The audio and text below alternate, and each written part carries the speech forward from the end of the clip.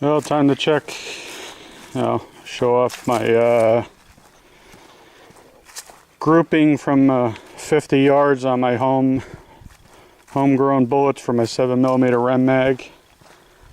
Did 6 total. Did a nice little grouping. Let's see.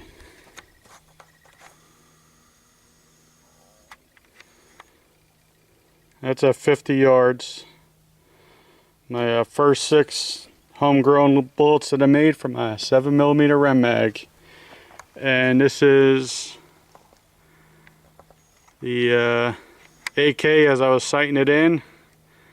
And that's pretty much after it was sighted in. It's gone through about, I think that was probably about 1 or 2 magazines, probably just 1. Doesn't look like enough for 2, but pretty happy with myself. I got it zeroed in pretty damn quick. So now it's off to do the postal shoot.